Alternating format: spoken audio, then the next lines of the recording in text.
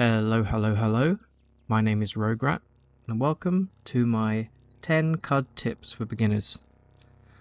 This is going to be a video made for the absolute beginner who wants to learn how to maybe survive a little longer than usual, or perhaps they want to know some of the mechanics that aren't outrightly explained in the game.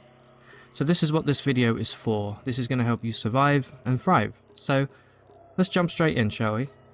I think my first tip here, we're going to start a new character. My first tip is using missile weapons or ranged weapons is incredibly powerful in the beginning of the game. So, as a great starting character, consider the gunslinger. Okay, this guy starts with 2 pistols, two chrome revolvers in fact, and he has the akimbo skill, which allows him to fire both at the same time. So let's pick the gunslinger here. We're going to forget about mutations, it's not important right now. And we're going to go for randomized selection, random spread here, that looks fine. And we're going to jump right into the game here, and I'm going to show you why the gunslinger is a great starting character if you're looking to play a mutant. For Truekin, there are other options for sure. As you can see, this guy, he has 2 chrome revolvers down here. One of them is actually masterwork, which is great. And he also starts with a couple of hundred lead slugs. And just to give you an idea of how powerful this is in the early game, let's go take out, there's a chameleon right there, look, watch this. Boom. Done. Just shoot everything.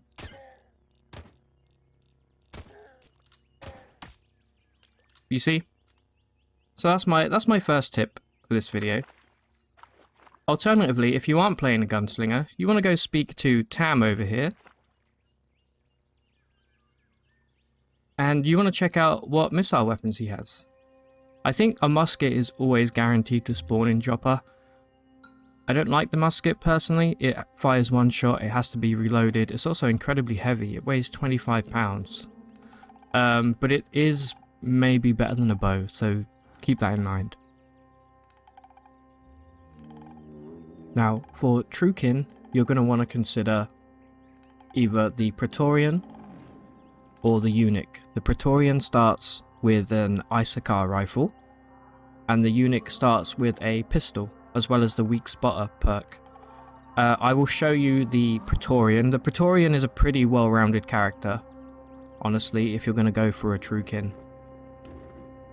I will show you the Issachar rifle in action here. It hits pretty hard. I think it fires 6 shots? No, 8 shots? No, it is 6. Okay. It fires 6 shots.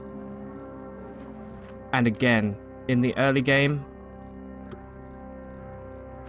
it's incredibly good.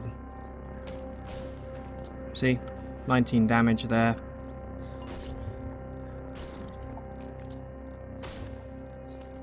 A great thing to have, for sure.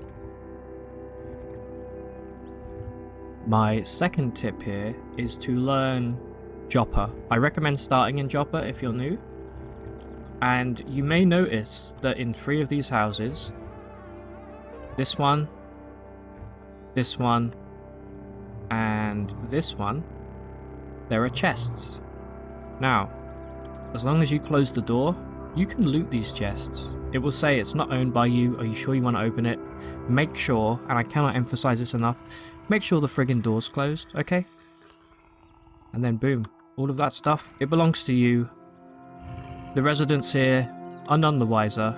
Close the door, say yes, loot the chest. I mean, look at that. Look at all of the armor we got. Sometimes you can find some really great stuff. Sometimes, well, not so much. Second, when you're in Joppa, you're going to want to check out the statues here. Always look at statues. They teach you lore, which goes into our journal here. And if we head north of Joppa, you can get an additional quest, an additional piece of lore, by going over to this statue and taking a look. This is going to teach us about the location of a historic site where we can find valuable relics. And then finally for Joppa, as you may have just seen, we went down this crack here. This crack is not normally visible. If you walk within a square of it, it will reveal itself.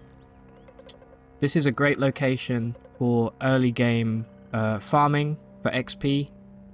It also leads to a location up here called Red Rock, underground.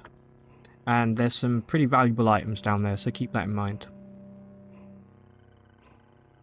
So, now that we're on the world map here, I often see people ask me where should I go and at what level. So, as a general kind of rule of thumb, you're going to want to stick to anything outside of the jungle at the beginning of the game. The salt marshes here, the canyons and the hills are probably going to be the first 3 biomes that you're going to explore. After you've finished with these, you may want to venture into the desert. You can go into the desert early, it's fairly sparse, but just keep an eye out for enemies. After you've done the desert, you're probably going to want to check out the flower fields here. Not a very big location, but there's some pretty interesting stuff in the flower fields. Beyond that, you're going to want to move into the jungle. Jungle obviously takes up a huge portion of the map. Now, this jungle ends here. This is a different kind of jungle, which we'll get to in a moment. Along with the jungle, you're going to want to consider maybe going to the rivers and lakes. Be very, very careful here. There's some really nasty enemies that can end a run very fast. And I would say the same about the ruins. Ruins have really, really juicy loot, but, you know, the deeper down you go, the scarier it gets. When you get to the mid-game, you're going to want to probably check out the banana grove up here, as well as the rainbow wood.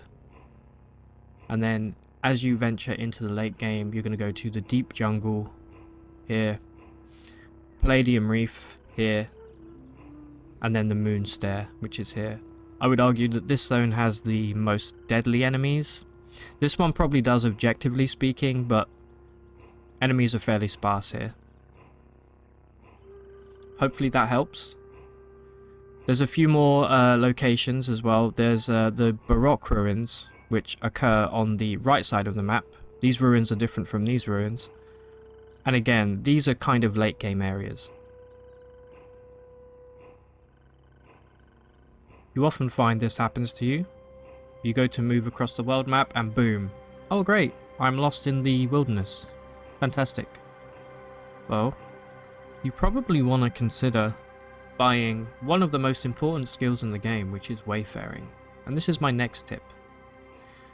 Wayfaring is going to give you Mind's Compass here, which reduces the chance of getting lost by about 15%. I believe it's actually 17%, but whatever. You also travel on the world map twice as quickly, which means less chance of you dying of thirst. Once you have Wayfaring, you're going to want to maybe buy some of these wilderness laws. Now, we have different wilderness laws for all the different biomes. And as you can see here, just looking at jungles as an example, it says it doubles the chance of interesting encounters whilst travelling through the jungles. And it also reduces the chance of getting lost. So, here's a good thing. Whenever you take a wilderness law, this interesting encounters chance here means more ruins. You're going to stumble across more ruins. You're going to stumble across more dromad traders. You're going to find more lairs. All of that good stuff. This is especially useful for salt dunes and jungles. I would recommend, if you have 19 intelligence for them, I would recommend taking these two as soon as possible. Salt dunes in particular is incredibly good because it allows us to find a whole bunch of ruins in the salt dunes, and I will show you what ruins mean in a moment. Now, when you are lost, you want to travel to a different map here. You can see we regained our bearings there. And that is the only way that you can become unlost, I guess you could call it, short of finding another human, if you find another human or animal that can speak, you can speak with them and ask your location. So, my next tip is books. You want to be exploring every book that you come across, you're going to want to take. Books are incredibly valuable. They can be traded for experience, and in desperate situations, you can sell them for quite a lot of money. However, I don't recommend doing that. Now, as you can see, we have Salt Dunes lore here. So I've been wandering around the desert here. You can see I've found a bunch of locations. And as well as finding a whole bunch of stuff that's probably fairly valuable here, we got a bunch of artifacts. I have found 43 books. Now, all of these white books are randomly generated. They are gibberish, mostly. So they're not really worth reading. Yellow books, you will find yellow books. Those have pre-generated lore.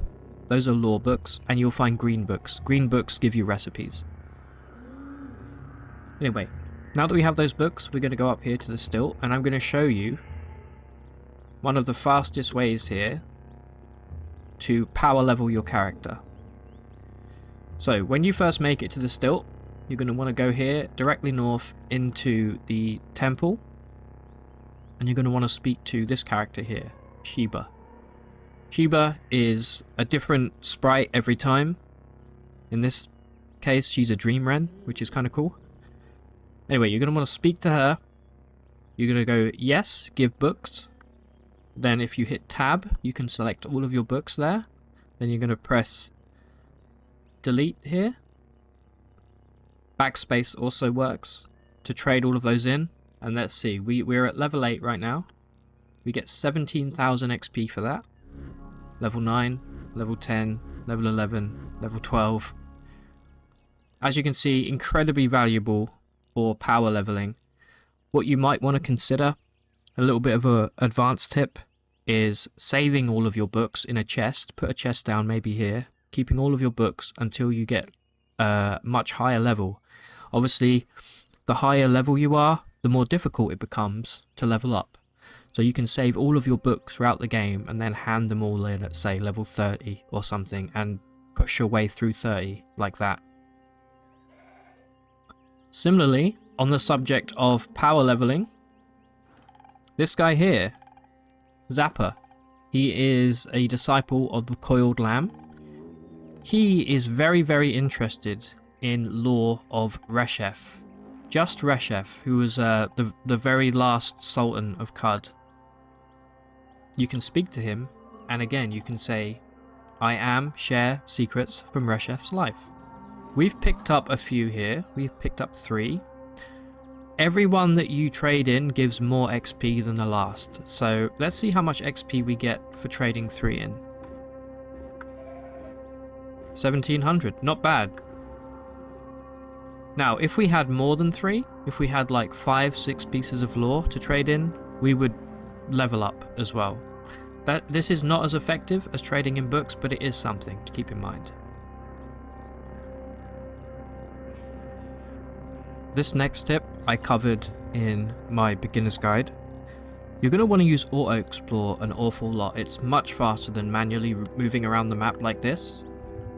That's a lot of keystrokes. If you just press 0 on your numpad, you will auto explore a new location.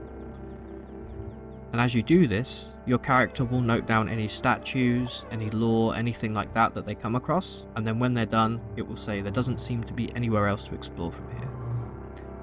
That's going to save you a huge amount of time. Similarly, on top of this, I want to say use backspace. If you hit backspace here, it will show you all of the points of interest on the current map that you're on. So if you want to speak to a beekeeper, let's say, but you don't know where the beekeeper is on this map, you hit backspace, then you can select beekeeper either with the mouse or with the hotkey here, C, and your character will automatically find that person on the map. Again, let's go to the shrine.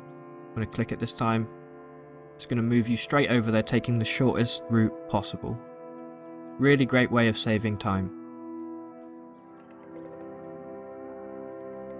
On the subject of menus, let's go down here and I want to show you another handy tip. So, let's say you've just used an ability with a cooldown. We have sleep gas here. You can see now this has a 30 turn cooldown. You might not want to wait those 40 turns. So, as long as you're in a safe location with no enemies around you, you can use the wait menu. Now my wait menu is controlled by Shift, Control and W. I press those three to open up this. Yours may be different because I don't remember if I changed that hotkey, but you can check this by going to Controls, Control Mapping, and then typing in wait, and it is this option here, wait menu. And when we open the wait menu, we'll have a bunch of options. Now you can wait one turn, which is kind of not really worth it. You can just do that by pressing 5 on your numpad. But the second option here, wait n turns, this will default to your highest cooldown. So you can see here, this automatically has 40 turns queued up. So we can press enter and our character will wait 40 turns, meaning that we can now pop our sleep gas again. Now it's 39. As you can see, our cooldown is 39. So let's open the wait menu again. Go to wait n turns. You can see it's 39. Enter. Done. That's one of my favorite menus. Another great menu is Shift Enter to move to the edge of the screen. You can press that and then it will say here move to which edge. You just press the arrow key in whichever direction you want to move to, and this will take the shortest direction to the edge of the map that you've specified. Here is a better example of the shift and move to edge option here. You can see if you're in the jungle, you'll often find there are trees. I'm trying to move down here. There are trees that block your movement. So if I wanted to get over here, say, to the right edge of the map, and I didn't want to have to navigate all of these trees manually, then I can use that option to move to the right edge of the map here, and my character will navigate past all of those trees, and there we are. Another great time saver when you're auto-exploring, sometimes you may find you're moving quite slowly when you're auto-exploring. Like this is a very extreme example. So you can go into your options menu, go to automation, and where you see maximum auto move squares here, you can increase this to, let's say, 20, and you'll see a difference in the speed there. Much more reasonable. However, I like to keep mine on infinite here, which means that we're going to auto explore as fast as possible. Kind of like that. And if we can find a map here with some enemies, I can also show you how to configure... Oh, there we go, not bad. You can see here that red flashing symbol, that warning symbol. There's a way to configure that so that it will ignore certain enemies. By the way, what a crazy location to find myself in. 3 legendary baboons. Anyway, so that flashing red symbol you just saw will actually prevent you from running into enemies. Now, again, in automation here, you can say ignore enemies less than, there we go, tough. You can see he's now ignoring all enemies that are lower than tough. Which essentially means that I don't recommend having it that high, but you absolutely can. And Bucko is dead. He was killed by a baboon. What a way to go.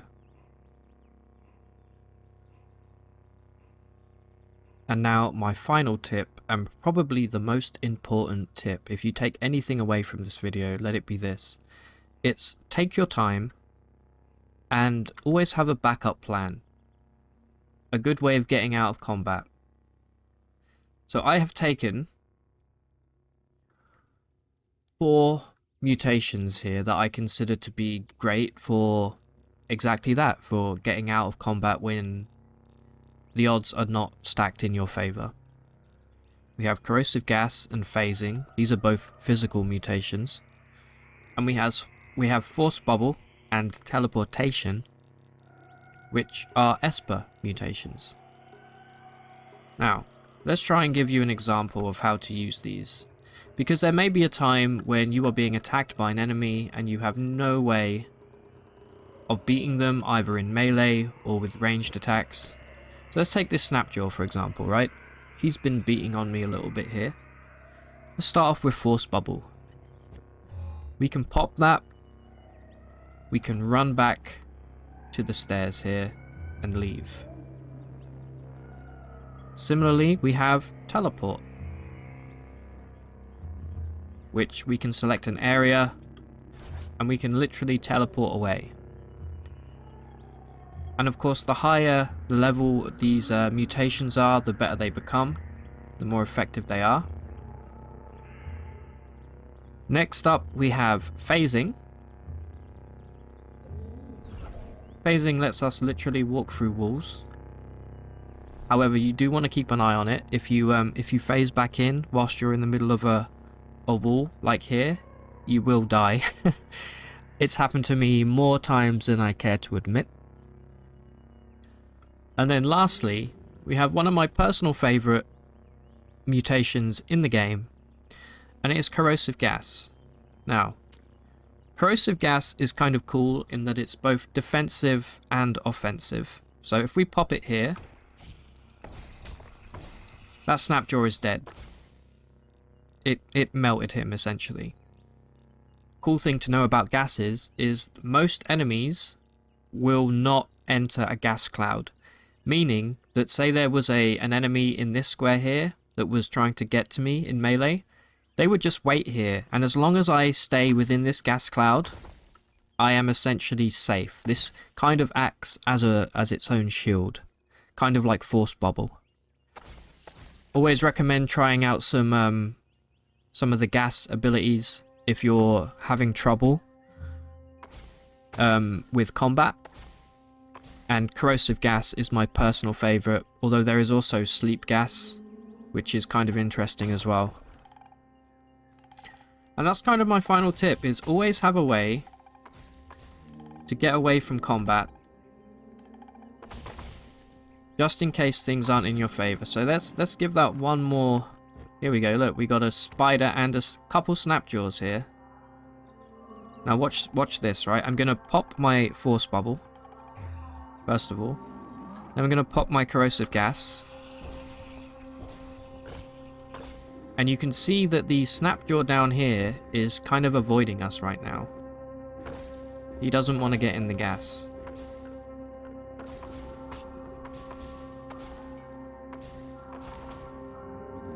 And here we go again, look. You're in a situation like this, you're being fired upon by a ranged character, you don't have much health.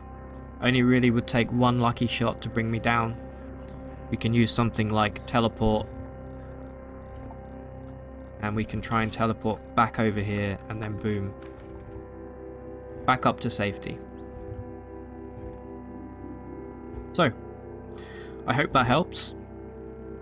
Thank you very much for watching. My name has been Roguelike. If you enjoyed this video, if it gave you any help, please let me know. I would love to hear your Qud stories. Remember to leave a like, it helps out a ton, and subscribe for more Caves of Qud tutorials and Caves of Qud content in the future. Take it easy, guys. Bye bye.